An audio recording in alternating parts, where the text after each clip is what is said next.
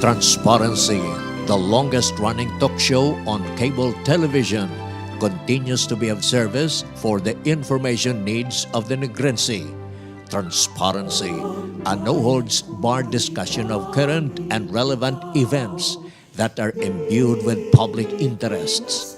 Transparency features interview with newsmakers, health, sports, tourism, education, among others. Transparency, a crusade against corruption, injustices, illegal drugs, and criminalities. Get involved and be a part of the solution to the unending problems of our society. And now, your host. Ladies and gentlemen, good evening. Welcome to our television program, Transparency. I'm your host, Mike Maghari. Today's presentation is a special presentation because we will feature the SANGGUNIANG PANGLUNGSOD of Silay City.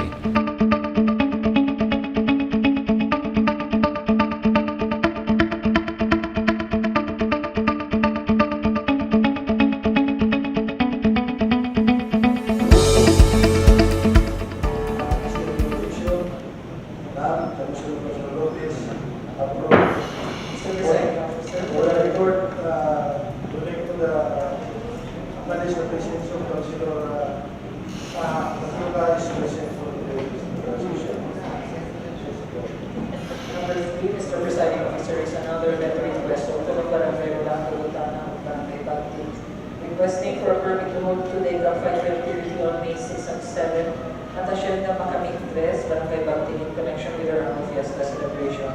Refer to the Committee on Barangay Affairs for a second reading.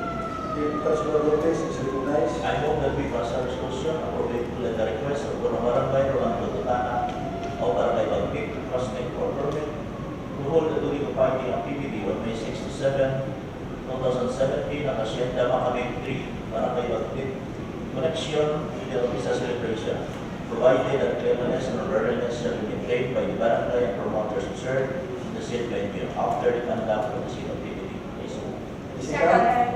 Discarded by Dr. Russo, Emila, Aloksin, Lilispa, Javier, at ang parang Mr. Benediction na Komisyon ng Kasolopis, Katro. Number 4 is a letter request dated April 4 of Officer in Charge Joel Arce, Barangay Kagawan, and Barangay Lopez, requesting for a permit to hold today a fight activity on May 6 and 7 at Hacienda Napitas, Size, Barangay Lopez, in connection with the fiesta celebration, refer to the Committee on Barangay Affairs for a second reading. Again, Dr. Lopez is recognized. I move that we pass a resolution approving the request dated April 17 of Officer in Charge Joel B. Arce, Barangay Kagawan, Barangay Lopez, requesting for a permit to hold a political fighting activity on May 6 to 7, 2017 at Hacienda Napitas 6, Barangay Lopez, connection with the Fiesta celebration, provided that the cleanliness and orderliness shall be maintained by the barangay and promoters concerned in the said venue after the conduct of the said activity. I sue. Second. Discarded by Dr. Javier, Lakon, Lilispa, Russo, Mr. Benediction na Komisyon ng Kasolopis, Katro.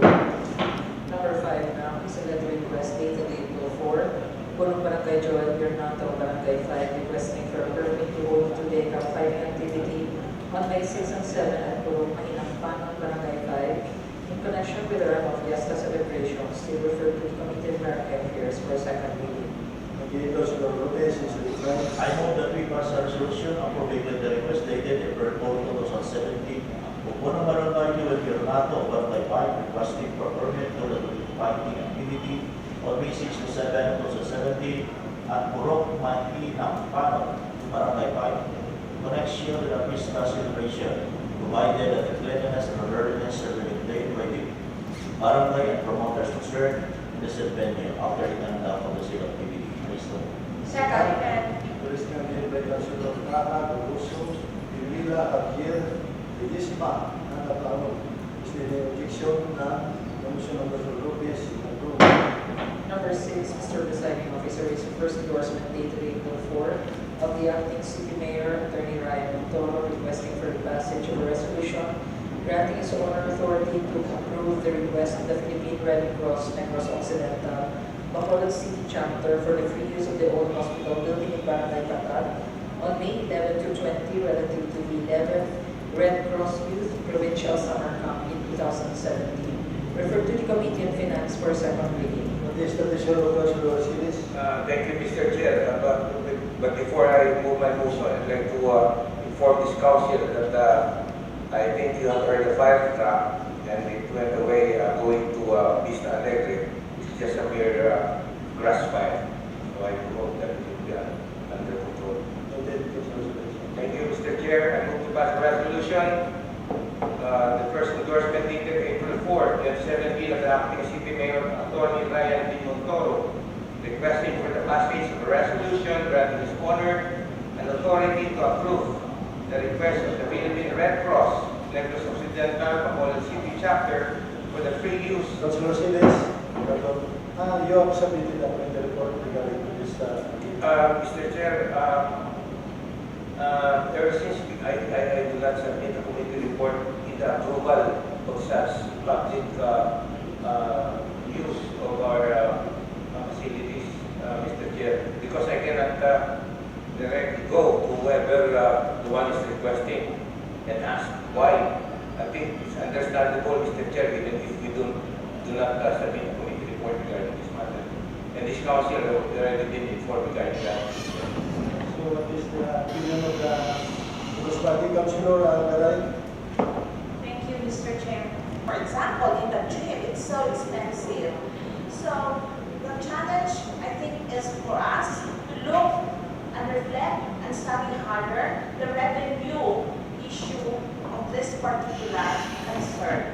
What I'm saying is that maybe we can review the Committee on Finance, maybe review on a certain provision of that. Yeah, for the past 6 years I've been a councilor, I have not heard or seen any private entity who uses the gym without paying the whatever expenses, electricity in the venue, Mr. Chair. All those who use those public, what do you call that, facilities, they are required, they're obliged to pay because they cannot use that certain facility without paying at the treasurer's office, Mr. Chair. So in other words, that's understandable. If a private entity will use our facilities, then that certain entity will be paying at the treasurer's office, Mr. Chair. But I have not heard that we have tolerated or accept anybody who's going to use that certain facility without asking any payment, Mr. Chair. Councilor Garay is I beg to disagree with the good councilor here because it's very fresh in my mind that a certain charitable institution asks permission to use the gym and they allow that. You know, because it's charitable institution. So my point is, there's nothing wrong about reviewing the issues with regards to revenue because this has always been our issue here in the council. So maybe once and for all, maybe we can look closely at the revenue pool, find out if we can pass once and for all an ordinance exempting this or that, this condition and that condition. Thank you. noted, Councilor Garay. So what is Councilor Silis? Well, so much discussion regarding this, but if this council will allow me, I'm going to pass it now. Yes. Any more question? So, Thank you Councilor very Silis. much, Mr. Chair. I move to pass resolution, the first endorsement dated April 4, 2017 of Acting City Mayor Attorney Ryan Montoro, requesting for the passage of a resolution granting his honor and authority to approve the request of the Philippine Red Cross Negros Occidental, Bacolod City Chapter for the the free use of old hospital building at Barangay Panab on May 11 to 20, 2017, relative to 11 Red Cross Youth Provision Act 2017. I so move, Mr. Chair. Second, duly seconded by Councilor Veloso, Kaha, Lourdes, and Pinvila. Is there any objection? None. The motion of Councilor Siles, approved. Ang aton una mga kabyanan nga igapakilala sa inyo, of course, ang presiding officer kag vice mayor sa siyudad sang Silay.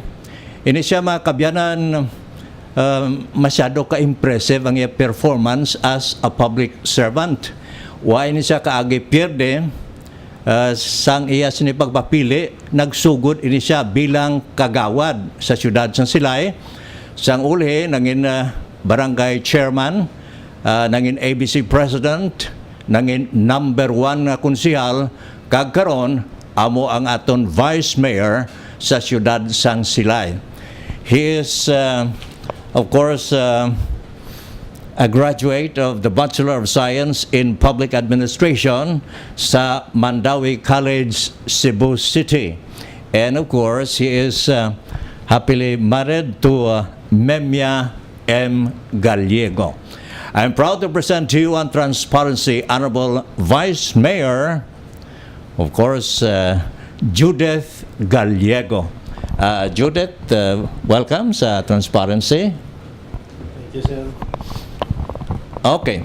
Ang una nga ato nga pamangkot sa aton Vice Mayor, amo ang mga major ordinances nga ginpasar sa Sangguniang Panglungsod sang Silay, sa collegial body and the presiding officer. Ano gid ang aton vice nga mga ordinances nga napasara? So para sa nga mga termino sa subong bilang bago nga elected official sa City of Silay, ang major nga ordinance namon nga napasar, number 1 is creating DRRMC or an ordinance creating the DRRMC, Disaster Risk Reduction Management Council. Amo ni siyang mandated to all LGU because of the climate change, so we need to have immediate response team. I see. Now, sa sinipagtukod sang among ordinansa or CDRMC, ano ang inyo abi na himo sini? What have you done about the creation of this body? So para sa subong sang pag-create sining ordinansa, kadamo na sang mga nahimo sini, no, pag-create sang council, during sang may mga kalamidad nga nagabot, immediately ang ini nga grupo nagarespondi sa gilayon, no, kabangod sang ilang nga gin-create nga team, no, kung sa sining ordinansa nga gipasar namon. I see. Recently, daw nabalaho ba kag nabantog ang siyudad sang Silay nga sa din ginhiwat ang groundbreaking ceremonies sa Magic Island sa aton Land and Leisure Incorporated. Kag of course gintambungan sang madamo nga mga opisyales sang probinsya, including Governor Freddy Marañon Jr. and of course Congressman Albi Benitez, the prime mover of the project, and the president of Aton Land, no, ni si Mr. Ray Bantog. Tell us abi kung nano ang mangin epekto sini sa pagtukod sang Magic Island diri mismo sa siyudad sang Silay. So para kadako gid sang epekto sa pagtukod sini sang Magic Island, magud na nakita namon nga ang City of Silay sa subong nabantugan ini nga Paris of Negros. Nung nabantugan ina, bangod sang amon diri nga mga heritage houses. Mga about 28 ni ka hold houses ang ari diri nga mo ginabalik-balikan sa mga turista, no, lokal kag international man nga mga turista. Kag isa pa gid na ang Magic Island nga kadako sang mabulig sinasamon bangod diri sa Silay kadamo gid sang wala obra. Tini maka-generate gid sang obra kag makadugang sang tax ang City of Silay. Bangod sa subong ang City of Silay is third class city. Siguro kung makatigayon ini, mahimo na siguro first class or second class city nung mag-angat ng syudad sa Silay. Kag hindi lamang diri sa syudad sa Silay kundi bilog nga Negros ang ini mabenepisyuhan sining Magic Island. Bangod nga mga turista nga nagalin sa halimbawa Cebu, Iloilo, either man diri sa Negros Island o kung sa Inayar, may kadtuan na sila nga amoy ng Magic Island. Now nasugilanunan inay ninyo ni Mr. Ray Bantog sa konseho sa syudad sang Silay. Sa pag-umpisa sini actually nag-courtesy meeting ni sila ni Mr. Bantog no ang presidente sang Magic Island sa amon sa City Council sa Silay. No kag didto ginisplekar niya ang parte sini sa Magic Island kag halos ang tanan nga members ng City Council sa Silay naga-welcome gig kag very supportive sang ginaayo kami nila nga mapapasaran sang ordinansa. Ang parte dira sina sa pag support sang ina nga ilang mga programa or proyekto. I see. Luwas sa imo gimensionar abi nga ordinansa nga napasar sa konseho sa siyudad sa Silay, may ara pagid kamo nga nahimo abi. Like for example, ining vandalism, I understand this is one of the major problems man sa aton community, not only in the city of Silay but also in the cities of Bacolod, Talisay, and in other parts of the province. Tell us parte sa sining vandalism ordinance na pasada sang sano kag punano ang kaundan sina. Okay, about sa vandalism nga ordinance, actually ang ano gisina nga mapasar is Councilor Mildred Garay. Bangod nakita giniya nga ang hindi lamang diri sa Silay kundi sa palibot-libot do kadamo nagibla sa mga vandalism nga mga ano ni nga ginahimo bala sa bisan diin lang nga lugar. Tiamoy na ang City Council halos na nag-support gid sang sinang ordinansa magun nakita namon nga kadako sang mabulig ilabi na gid nga ang pagtinlo sa palibot nga ma-minimize no o kung ma-eliminate gid ang pagsulat-sulat sa mga igadigad sang hindi maayo nga mga ano ni no mga sulat nga mga makalit sa ano ni. We'll talk more about vandalism karon dugay-dugay sa upod sa aton proponents ni si Konsyal Garay no.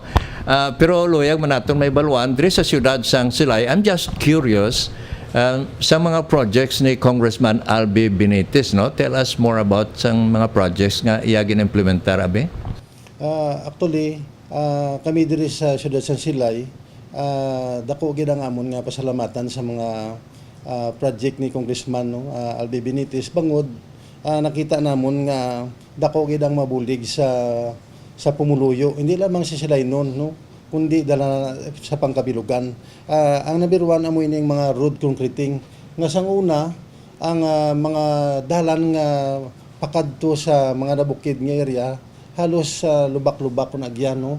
Sa subong halos na konkreto na no ang sa Gimbalaon o kung sa Bagtik area to Gimbalaon na semento na kagtapos ang patag down to city proper dali na lang kag matapos naman tanan-tanan no tiya mo ina nga kadamo sa iya mga proyekto tapos nga amyara pagid siya mga flood control amo na sa mga mga sapa nga ginapang pika-pikahan niya ti sa subong ang baha diri sa Silay daw na kuana no eliminate na ang kuan way na gid sang baha diri sa Silay o lain sang una nga sang wala pa ina purti gid ang mga baha diri sa Silay kag kadamo man sang mga barangay hall nga gin patukod ni Congressman no halos mga barangay hindi lang man diri sa Silay kundi sa 3rd district halos na pangkuanan niya sa barangay hall covered courts, daycare center, Amo na yung mga padjikya kag ang dako pag nabulig ang sa mga hospital niya ng point of care. Ang point of care nga magsulod ang pasyente sa hospital halos duma zero bill sila, ang billing nila zero. Kag ang burial assistance kadako sang nabulig masina sa mga nalisdan nga mga pigado diri sa hindi lang sa Silay kundi sa bilog nga 3rd district. Plus ang ano niya no ang educational program niya. Now, isa pa sa aton ipamangkot before kita ma-shift sa aton nga mga konsehal, luwag natin may baluan kung how is your working relationship with Mayor Mark Goles and the opposition members of the Sangguniang Panglungsod of Silay. About sa working relationship sa executive, legislative, sa amon nga halang doon nga Mayor Mark Goles, actually kanami gid sa amon nga relationship bangod ang tanan nga napasar sa executive dire ni Mayor sa amon sa Sanggunian, halos tanan nga mga konsyal favorably man sa ginapasar niya nga para resolution man or ordinance nga ginapasulod dire. Daw may teamwork abi kamo, no? Tiya mo na may teamwork ang Sanggunian kay basta makita niya sa mga August body ang city council nga kayuan sa syudad tanan sila nag-cooperate man. We could not deny the fact nga sa mga konseho may ara gid oposisyon, no? Tell us ang imo relationship sa mga oposisyon na bidre sa konseho. Actually dire sa sila city council hindi gimamasiling opposition sila. May ara lang sila mga punto. May mga punto mga gusto lang iklaro kag ginapamatian mga sa presiding officer kag gapamati man ang halos tanang council kung may mga punto nga amon ang gina-discuss nila kag ano ni deliberate during the session. Okay. Amo ato mga kabyanan ang opening statement sa aton Vice Mayor Honorable Judith Gallego. Sa ilo kita sa mga honorable members ng Sangguniang Panglungsod, una, the number one councilor, we have with us Tam Ledesma from the Ledesma family, no? Mga bantog nga pamilya diri sa siyudad sa Silay. Tam, being the number one councilor, tell us abis ang imo chairmanship, kung may aragid man kag kunano ang mga activities mo sa konseho kag mismo diri sa aton sa siyudad sa Silay. Yes, Sir Mike, no? First of all, good afternoon. Good afternoon to our Vice Mayor Judith and to all my constituents here in the council, no? This is my first term being a councilor. I am a chairman on information technology, no? Abyan Mike, ang programa subong sa information technology diri sa Silay una-una gid ginasuportahan namon ning bag-o nga programa sang national government naton nga magbutang sang free wifi sa aton nga public places. Inang una-una gid ginasuportahan namon. And being the chairman, I am on the process of finishing the ordinance of prescribing rules and regulation on the establishment of mga internet establishment and gaming establishment. So amo sina ang ginatutukan na akong subong, no? But to tell you, ang importante hindi way labot naga-focus kita sa aton nga chairmanship. We also need to be a part of the other should I say committees, no? Especially man sa mga health, peace and order, education, tourism. Actually, I'm also a member in the Committee on Tourism and the Committee on Housing. So, importante na we involve ourselves kay makabulig kita bala sa tanan. Kay as subong nakita namon, Sir Mike, na ang importante gid ang Silay from Class C, no? Ginatingwaan gid namon nga malabot ang Class A status, ang first class. Importante na kay para kabulig kita makatag ubra gid sa pumuluyo kag isa pa ang mga regular naton nga obreros kabenepisyo mas dako-dako pa. So importante na kag isa pa ang sa part sang education nato, no, wala pagid ang sila isang isa ka kolehiyo. So with the help of our expert sa education, no, sa academe nato na si Councilor Garay, ginambuliga namon ginatingwaan nga makaubra na ta sang isa ka quality nga college. Okay, ba mataho mo? Hopefully, ma-realize na, no? Now, we made mention about IT, no? I think one of the programs ni Congressman Albi, daw kabulig man sila sang IT program diri. Tell us, Abi, kung mayara.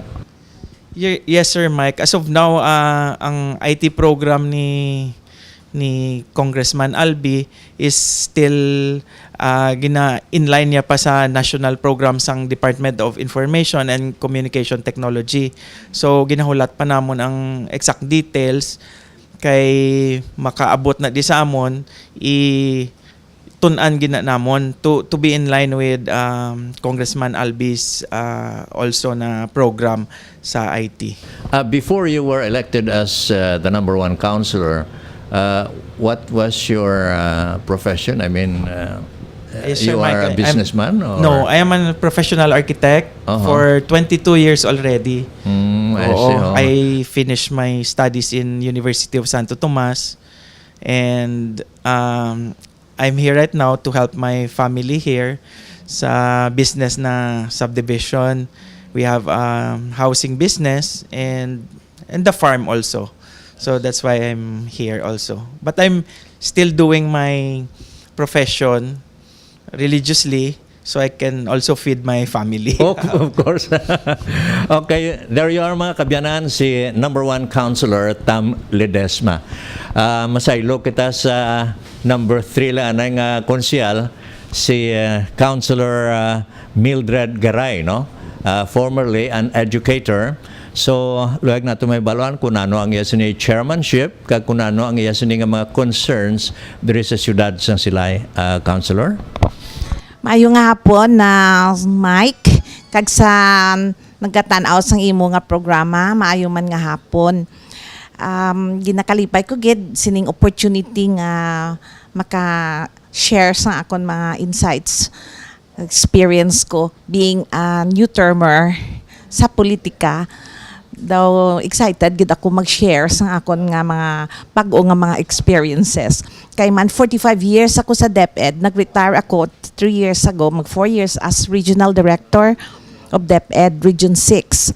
So, ang pamangkot mo kung ano akong chairmanship, para hindi ka makibot, singkanunta na kangadaan, nga ako wala siyang chairmanship. Wala ko man ginabutuhan yan sa konseho.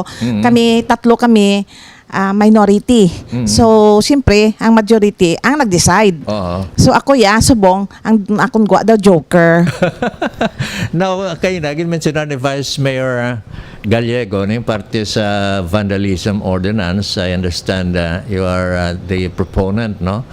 Tell us ang kung nano mga penalties ini, tell us ang brief background a bit, parte sini nga ordinansa. Ang background sini, kay simple, nakakadto ka sa pumuluyo, you get ang ilang mga consensus, ang ilang mga ideas, anong ilang feeling, nga mabuligan man namon. Amoy na ang akon nga pagpati, ang duty sang councilor to listen to the constituents because they know better kung anong mayo para sa aton komunidad. So nakita ko man on my way to Bacolod, for example, kay go nagid nakita ko ang talisay, ang Bacolod, da kuris-kuris nagid. Hindi man na nimo makonsider nga art kay kahigo tulukod. So nagkakuan na feeling ko nga later on, maamo man niyang sila if we don't do anything. Yes, in the council, for example, so nakita ko na nga need sang isa ka ordinance nga ma-prevent ang pagdamo sang mga graffiti, pangguba sang mga anang mga properties sang gobyerno, no, vandalism in the sense kalaw ay ina para sa amon nga syudad. Kapin pa nga ang silaya nami na iya sa culture and tourism, no? Ti daw hindi na ma-appreciate sang mga tourist, kita nila kahigo sang syudad in the orderly, no? So I thought of that. So nakakama pa ko sang draft. I made a draft and then with the consensus of the council, Oo. napasa rin ang mga ordinance kag na-approve sang provincial board. Oh, ano mga penal sanctions sa first penalty pila? Ang kuan sini kay kabataan usually mo ang Oo. nagahimo. Pila ang first So kung madakpan penalty? sila, ang first offense sila, i-reprimand sila, dason i-present sila sa DSWD together with their parents para tagaan sila sang counseling kag they do some little community service. So gradual ini nagapadako-dako ina ang aton nga penalty. Kung second time na nila, din lawig naman ang ilang penalty, no? They have to ibalik nila sa kinaandan ang ginhigkuan nila.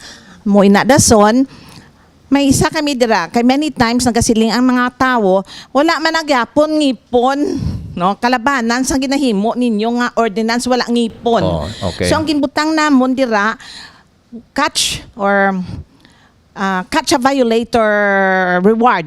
Oo, ba mayo? So report a violator reward to be exact. So kung may ara daw kami guideline nga kung makita mo nga nag-vandalize ang isa ka tawo kag mahatagaan mo kami report nga kag ma-identify gid definitely ang nag-violate may reward nga 1,000 pesos. Oh, I see. So, imbes nga mabayad ang violator sa 1,000, makatuya sa nagsugid. Yes, because kadamo lang wala nang aton nga culture nga pabaya, no. So ba ilan da hindi man na akon property nga Oo. gubaya. So, mayo na ma-encourage kinang kwan, So ma-encourage. kinanlan mayara kita participation nga magtahom ang aton nga syudad. Oh, natural gid no. Sa siyudad sang Talisay, ang ilang first offense 1,000 pesos, second offense 2,000, and the third is 3,000 pesos. They are planning nga pasakaan pagid kay nagapadayon ang graffiti mga vandals no activities nila ara gyapon kahigko sang siyudad sang Talisay. Kag diri man mismo sa siyudad sang Silay amo man na ang inyo problema diri no kay concern kita sa tourism. So kinanglan gid nga mauntat naton ning mga vandals no mga activities. Aside from that, no, Mike, kulang kita disiplina. We have to teach our yes, constituents discipline. Oh yes, so Kaya ang akong pagtanaos na isang graffiti kulang na disiplina sa atong kabataan kung sino man nagahimo. siguro ang parents na siguro dako gid ang role no para nga mapaganagan o matapna ining vandalism. Kaya kalabanan mga hubinismo. So, luwas abi sa sining ordinance nga imo abigin tutukan ng vandalism, ano pa gid ang mga concerns naton, Councilor Garay? May upcoming ako ordinance due for public hearing. It's about curfew for minors. Kaya ako ang focal person sa protection of children sa syudad.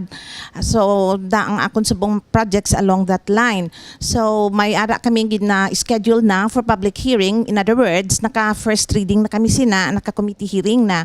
Ang public hearing will be in May.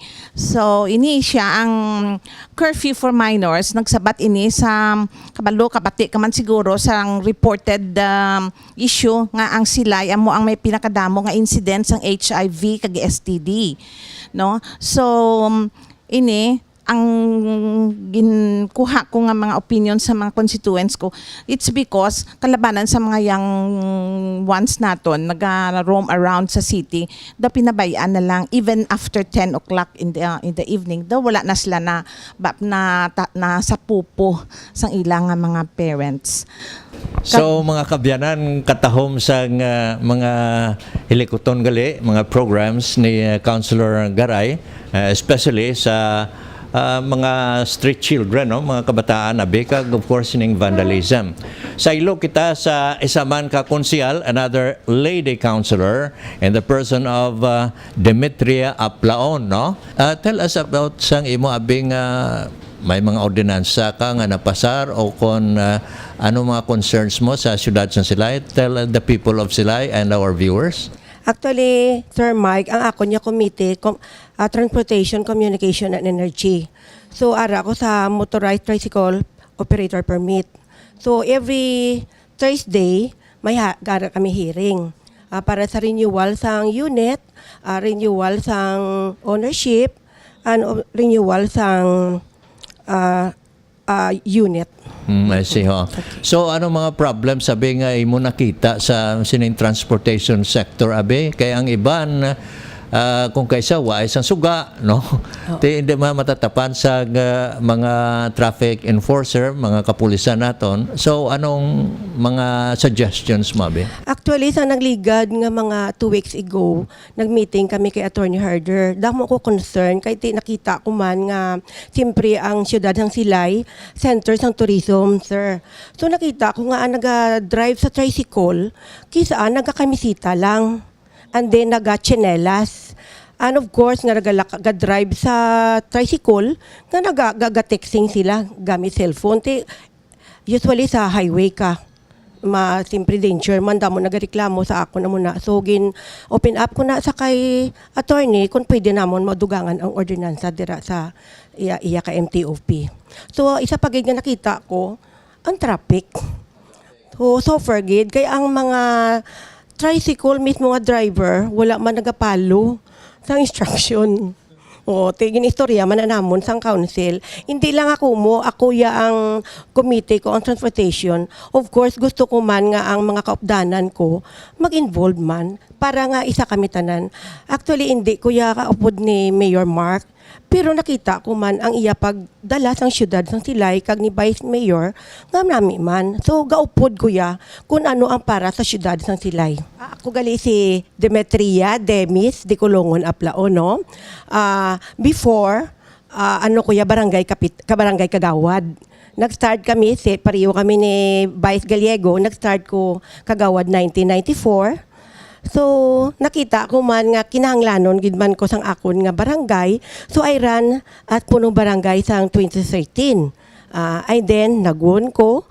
May nagkuha sa akon nga maran as a councilor. I never expect nga madaog man ko because siguro nakita man sang pumuluyo sang syudad sang Silay nga they have trust and confidence on me. That's why nagdaog man ko. So, 4 ang akon mga bata, all girls, and they are all professional. Ang husband ko naman isa ka kapitan sa barko. Oh, I see. So mga kabyanan, inyo nabatian si Councilor Demetria Aplaon. We will take a quick break. We will be back after a few reminders from our sponsors.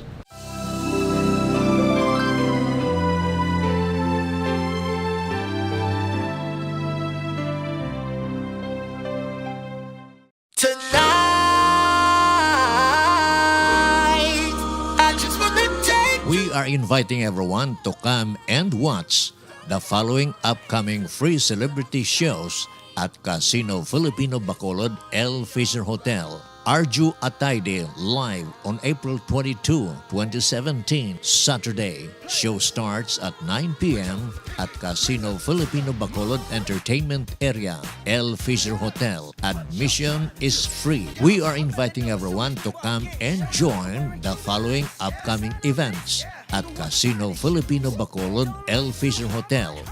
Launching of Slot Machine Summer Playday promo on April 22. Win 600,000 pesos cash and 150,000 pesos slot machine loyalty credits as prizes for the raffle draw on July 29. Join the Real Deal raffle promo for slot machine and bingo every Tuesday from 6, 7, and 8 p.m. 10 lucky winners and win as much as 50,000 pesos worth of slot machine loyalty credit. For table games every Thursday from 5, 7, and 9 p.m. 10 lucky winners and win as much as 50,000 pesos worth of free bet coupons. Join the weekly bingo every Tuesday, 7:30 p.m., Friday, 7:30 p.m., and Sunday, 2:30 p.m. For more information, contact the Bingo Department at 434-8901, Local 316, or look for Bingo Staff. Thank you. Join our newest promo, Magbingo para may regalo promo. Is open to all new and regular bingo patrons, 21 years old and above only. To join the promo for new clients, playing, he or she shall first be enrolled in the player tracking system and or slot machine patron management system to qualify for the program. Promo will run for the period March to August 2017.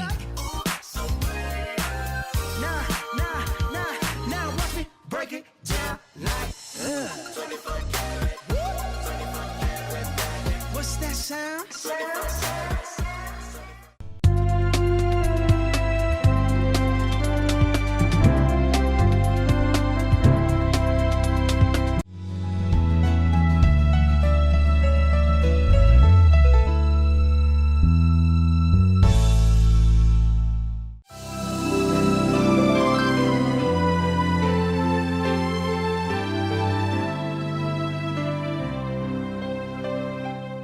Welcome back to our program Transparency right here on Sky Cable Bacolod with your host, Mike Maghari. This time, we have another counselor, the number 2 counselor in the city of Silay, the Honorable Councilor Ireneo Celes. Welcome, Counselor. Sir Mike, may hapon, welcome. Okay. Tell us more about yourself. Well, I'm Ireneo Toto Celis, the number 2 councilor sa Silay. And actually, this is my last term. Katatlo ko na ni. I handled akong chairmanship sa senior citizen, finance, peace and order, kag agriculture and fisheries and cooperative, sir. Tell us ang imong mga activities, Abi, in relation to your chairmanship. Well, ang akon gid during my first term, gitutukan ta bilang chairman sa senior citizen. Actually, I was responsible in the creation of the 16 associations in different barangays here in Silay. Ato anay way gid na sila na talupangdan, subong na strengthen na siguro ang senior citizen na nami na gid diri sa Silay, no. Aside from that, they are receiving mga 350 per quarter. So in other words, mga 1,200 pesos for every senior citizen nga Silay nun. Na that is being subsidized by our local government unit. And aside from that, and well, honestly and frankly, I was the one responsible also in setting up association in different barangays as far as the PW is concerned. Ato ano yung PWD naton di sa Silay, wala gid na sila madumduman. Sinaka ko ng bukid, kadto ko sa mga mga different barangays, ginhugpong tana ang PWD, and now they are also receiving the same benefits sang aton nga senior citizen. Well, sa ako naman bilang fisheries, agriculture and cooperatives, I've been facing ina mga problema nila ng hatag nga benefits ang national ta ang mga BUB projects sa ginahatag ang mga pump boat nga ginaatendihan ta na nga aton mga fisher folks makareceive sa mga pump boats nga ginahatag sang national through BUB nga mga projects na. So kadamo pagid ang sa peace and order naman, well, for the last kaginasing aga, I keep on attending sa RTC, sang being the witness sa inventory for whoever nga madakpan nga mga drug addicts during the past years. So ginaatinan ta na makapoy pero obligasyon ta na bilang chairman sa peace and order. Okay, you made mention about selling mga drugs, no? Tell us the war on drugs here in the city of Silay. Well, sir, that's a good question. I think our chief of police, Jill, is doing his work very well because I think it was yesterday that he busted another drug pusher somewhere in Ginelaran. So madamo-damo ang nakuha, and our COP as well as this administration keeps on fighting regarding illegal drugs as of now.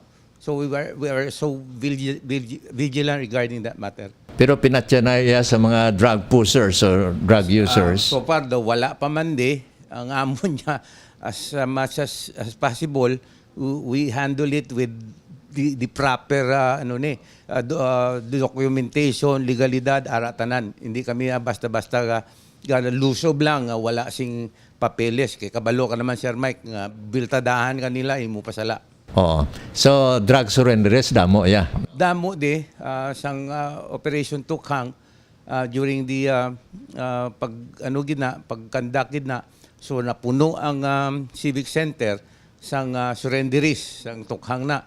So far, I do not know, but our Mayor Mark Goles has already a program regarding that kung anong himuon niya na guro sa mga nag-surrender na basi mabuligan man na sila. As a three-termer councilor, I understand may legacy ka nga luyag igapabilin guro sa imo mga constituents. Well, ang legacy na gabay pa ang madason ng mga konsyal. Sigiho nila Japon ang nabilin ang pagpalangga sa senior citizen, ang pagpalangga sa PWD ang concern nga pagbulig sa silainon. Kaya hindi man lango-lango bilang konsyal Way kami dagapungko lang mabaton sa sweldo. Well, we have to work as far as legislation is concerned.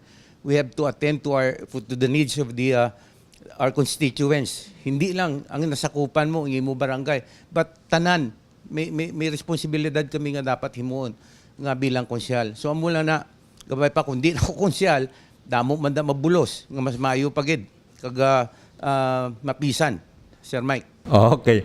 Thank you so much. No, mga kabyanan, si Honorable Councilor Ereneo Celes, number 2 councilor in the city of Silay. We shift to another councilor, Honorable Neil Solomon Locsin, no? Ang Panimalay Locsin, kung sila na ganun pagambalan, Locsin niya, bantog, no? Tell us Councilor Locsin, about yourself and what's your chairmanship? Mayong hapon, Mike. Okay. I am Solomon Locsin.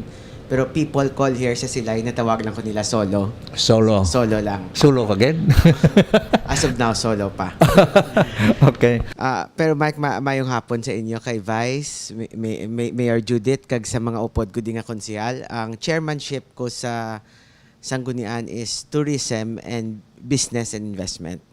Amo na siyang akon chairmanship kag even before I became a councilor, ara na ko involved sa tourism, culture and heritage nga advocacy ko. It's a personal advocacy. Very important and very interesting ang chairmanship sa tourism, no? Tell us kay ang atong mga viewers more sa tourism aspect ang luyag nila mabatian kay ang Silay is noted for tourism, no? Tell us more sa mga would-be tourists sa mga bag-o nga mga tourist destinations diri sa siyudad sa Silay. Of course, lakipan ang mahuyugon gid nga mga tao nga maglantaw sa mga mataho mga balay diri, mga daan, mga ancestral houses. So, dugay na, Mike, nga ang Silay, ara na siya sa top 25 tourist destinations in the Philippines. Basically, because ang may mga balay nga mga sinadto, nga ara siya sa Heritage Center, among ginakadto because different architectural styles. Dason, may ara man kami ecotourism because gina-develop gid ang patag, gin-mention kagina ni Vice Mayor Gallego nga ang dalan papatag nga ginabuligan ni Congressman Benitez munog tapos na ginatawag na actually nila the district's tourism loop. So isa na siya ka one of the major nga bulig gid sa amon ecotourism, more on the nature and adventure side naman sang Silay. Kaya ang Silay na namian kisang Silay kay grabe daw ara ang tanan sa iya mo may ara siya kung gusto kay yung mga old houses and heritage and culture, you have the city proper. If you want the nature and adventure, you have Barangay Patag, Barangay Lantawan, and now we have bigger investments in tourism, especially that we are opening a theme park, one of the largest tourism investment not only in the city but also in the district. Oo. Ining theme park ning Magic Island bala, no? Nano na ang development sa buong nagtapos na ang groundbreaking ceremonies. Tell us kung nano ang mga natabo na tapos groundbreaking nagpahuway o ano padayon ng gapati gid ko ongoing to kay during the groundbreaking ang tanan nga mga people behind it presented a timetable nga kung paano na siya tapuson. I attended sang planning sina kag nakita ko nga hindi lang na siya theme park but it's gonna be a big development. It's I think more than 20 hectares. So hopefully it will create more jobs and it will spice up the economic activity in our city. Oh, I see. Now, ining Balay Negrense, daw kabantog itsin damo sa nagkadto sa Balay Negrense. Tell us abisang dugang pagid nga information about Balay Negrense. Well, Balay Negrense is one of the largest nga ancestral house sa sila nga gin-open ni siya sa public. Kag ongoing na kay hindi lang na siya museum kundi gina event center man na siya hindi lang sang local government kundi ang iban pagid nga mga organizations. So dira ginadaga kadto kagatipon ang mga amon mga bisita. And actually Mike sang November 5 may bag-o naman nga in partnership with Mayor Mark kag sa local government of Silay kag mga private organizations nag food fair sa Balay Negrense which is so successful. Kag we are considering Balay Negrense as the jewel of Silay and the identity of Silay kay ara gina siya kung sa heritage district ara ang Balay Negrense at the heart of the Silay Heritage District. Oh, I see. What would you consider as your most notable accomplishment being the councilor? Well, because I'm chairman of tourism, ang akon gidi first love when I get inside government is heritage conservation. So nakapasar ko heritage ordinance or to make it official it's the ordinance creating the Silay City Heritage District.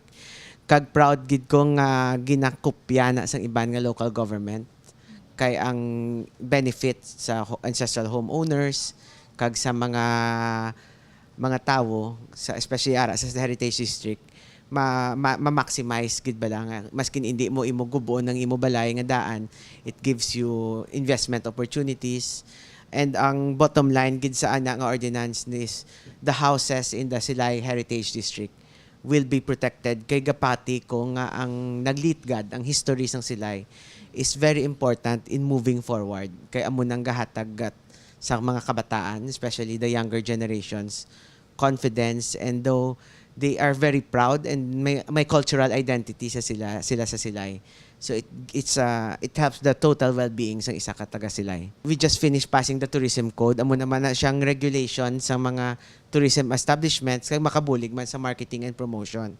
Actually, ang tourism code amo na siya dira gid nagasulod ang bulig sang tanan na konsyal. Kagina na mention ni Councilor Garay, ni Councilor Aplaon, ni Councilor Celes, ni Councilor Ledesma ang ilang mga respective advocacies on IT, on against vandalism, for curfew, for transportation, for public order.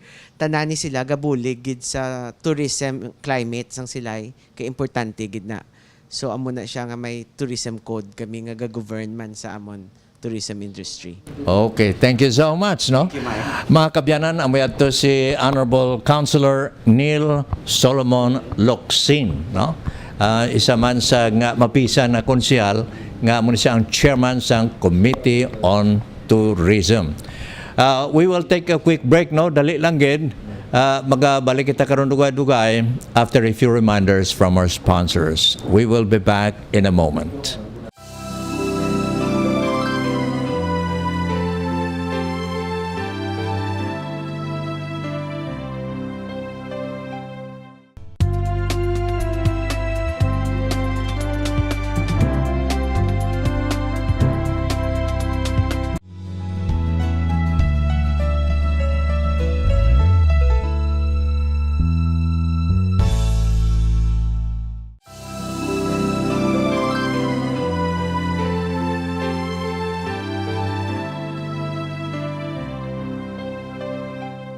Welcome back to our program, Transparency, right here on Sky Cable Bacolod. Sa gihapon po sa inyo alagad Mike Maghari, and this time another councilor. We have Honorable Councilor Oldarico Penuela, Chairman, Committee on Health. Welcome, Councilor. Tell us bisang imo sining chairmanship sa Committee on Health, nano ang imong nahimo as chairman sa Committee on Health? Before ko magkadto Mike, no, nang before ko nag-join sa politics, no? Businessman ko sa una dire. Hindi ko taga dire. Iloilo ko sa 1972. Nagkato ko dire. So sa tutod, hindi ko gusto ning politika eh. Oo. Galing na tayo at the time na ni Carlo Gamban na siya ang mayor. So imbitan nila akong maglagan as barangay, punong barangay in barangay 5, 2002. Now tell us ang imo abing concern sa chairmanship mo sa Committee on Health. Sa Committee on Health and Concern ko daw ang mga programa sa aton gobyerno sa aton mayor sa Committee on Health masiling na kon nga maayogid, no? Ang ginagawa ko lang diri ang early pregnancy sang mga sang kabataan. Diri daw nagdamo na sa silay. Kaya ang aton dinggi situation dire daw sang 2016 so, number 1 ang silay sa dinggi. So sa subong sini daw nagaganhagan man. Sa subong sini daw wala pa outbreak sila sa kuno sa silay no. Daw maayon ang ano sang silay no. Kapila mo na nga term subong na? Last term. Last term. Ano nga mga legacy abi ang nabilin mo sa mga constituents mo diri sa siyudad sang Silay being the councilor? As a councilor, may mga ordinansa ko na nabilin sa transportation, no? May ara ko nga sa ko ka proponent da sa pansay sa Mambag-id Logway sang motorized tricycle. Ordinance ni sa resolution enacting an ordinance requiring every motor vehicles, especially motorized tricycles and privately owned motorized motorbikes to be equipped with muffler and noise reducing device while being operated and passing through the street of Silay City. Ang una ang mga ordinansa ko nga. I see. Dako ining kayuhan para sa aton nga mga pumuluyo, no? Especially sa transport sector, no? Now may mga ginaplano kapag ordinansa o himuon abi para sa mga silay nun? Subong may gina-propose kong ordinance, no smoking ordinance. No smoking. Bauti mayo na. Tawag na kahit you are the chairman sa Committee on Health. Hopefully, mapasari na sa konseho sa siyudad sang Silay. No? So, ang aton nga parting message to the good people of Silay and of course the city of Bacolod and Talisay. Sa mga taga Silay nun, gagabay pa nga ang aton mayor pagpadayon sa mga programa nga diri sa Silay. So mayong hapon kag bandamong salamat. Okay, thank you so much. Mga kabyanan, si Honorable Councilor Oldarico Penuela, Chairman, Committee on Health. We have with us Honorable Councilor Eileen Ascalon Javier. Nga sa din, kuhaan nato siya sang pila ka mga statements, may kangtanan sa ni trabaho bilang katapos ng sangguniang panglungsod sa siyudad sa Silay. Councilor? Good afternoon. I'm Councilor Eileen Ascalon Javier. I'm on my last term. I was a city councilor last 2010, 2013, and now 2016. And I will be ending my term as a city councilor in 2019. At present, I was given an executive order by Mayor Mark Goles to be the focal point person here in the city of Silay. So at this time, we're just trying to make our Asenso Silay, Asenso Sang Panimalay. So that's the first and foremost thing at this time that we would like to help our people, our Silaynons, our constituents, that definitely what we promised during election, Asenso Silay, Asenso Sang Panimalay, will be achieved. So we're hopeful that we would work together so that we would achieve that Silay would be a better place to live in. So I think that's all I would like to say.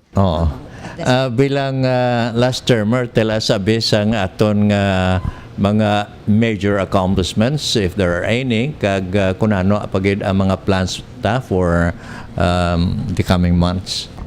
during my first term, I used to replace jetmatic pumps in different barangays because I don't have any committee. Then on my second term, I still work on that, the water projects, in which they call me the Bomba Queen. I used to replace those jetmatic pumps with the help of Congressman Albi Benitez, of course. And even during the first term, I used to buy jetmatic pumps from my personal pocket so that I will be able to help the people because I always believe that water is a necessity. Okay. Mga kabyanan, inyo nabatian si Honorable Councilor Eileen Ascalon Javier. Now, antes kita magpaalam sa aton nga programa Transparency featuring the Sangguniang Panglungsod of Silay City. Now, sa aton nga interview portion mga kabyanan, kuhaan aton sa nga parting message ang aton Honorable Vice Mayor Judith Gallego. That aton nga parting shots. Okay, thank you gid Sir Mike. May nga pon sa tanan-tanan nga mga televiewers no sang Sky Cable TV nga nagkuber sa amon sa Subong. Una-una ako nagkapasalamat gid sa pumulong sila noon sa pagsalig kag ano niya sa akong pagutang bilang Vice Mayor sa siyudad San Silay. Kag sa Subong ang inyo Vice Mayor nagatingwa gid sang para sa kayuan sa aton siyudad kag sa pumulong sila noon. Paagi sa mga resolution kag ordinansa nga ginapapasar sa City Council nga para gid sa pumulong sila nun. Kag parte sa mga advocacy nga sang una ako pang punong barangay ng dugo mo kabuhi ko hasta Subong ginapadayon gid na sang sining administrasyon Mayor Mark Gulis nga kung may problema ang pumulong sila nun parte sa dugo matabangan gid private man o kun government hospital. Kag ang isa pa ang gimisyonar ko during sa campaign period nga about sang dialysis, may mga pasyente nga ginadialysis, amo pa ina sa Subong ang ginatingwaan gid sang inyo Vice Mayor nga maplastar gid sa insakto. Actually naplastar ko na ina sa aton nga Mayor Honorable Mark Gulis kag sa aton pilangga mga Congressman Albi Benitez ti sa Subong may ara ng gamay nga solusyon nga ang congressman madugang sang dialysis machine dira sa Teresita Hlandoni Hospital. Amo na isa ka solusyon kag ang sa Subong hindi pa giman total ligid na solve na ang programa. Ti ang ako na Subong inaplastar sa aton nga mayor sa San Silay nga bisan paano mabuligan ang mga pasyente may ginadialysis. Vice, ning sticker mo, tell us ang vandalism is a crime. Don't tolerate vandalism, no? Ipakita tabi sa screen, no? Na. Okay, amon nga sticker no about sa vandalism kag panapik-tapik ini sa mga salakyan o kun sa din nga mga area nga para paibalo sa pumuluyo sang siyudad sa Silay nga dapat mangin aware gid sila nga ini nga may ara nga mga corresponding nga mga penalty kag ginaano naton nga ma-eliminar inang paghigko o kung pagsulat-sulat nga bisan diin lang amoy na isa ka ordinansa nga nakita naton makabuligid no sa pagtinlo man diri sa siyudad San Silay. Okay. Thank you so much. Mga kabyanan, si Honorable Vice Mayor Judith Gallego, no? Okay. Ang aton nga words of wisdom for tonight on transparency, all that is necessary for the triumph of evil is that good men to do nothing. Ang inyo alagad Mike Maghari nagasiling, thank you so much. Mabuhay ang siyudad sang Silay.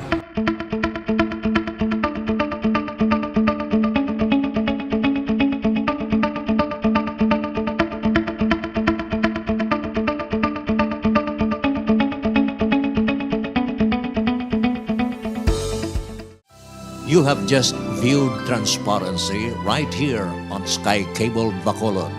Be with us again every Monday, 10 p.m., Channel 40, Wednesday, Friday, Saturday, 8 p.m., Channel 32, and Sunday, 12 noon, Channel 40. For comments, suggestions, and ad placements, please contact Mike Maghari at cell number 0919-260-6943. Keep informed. Keep it here on Transparency, Sky Cable Bacolod. Thank you for watching. Happy viewing, everyone.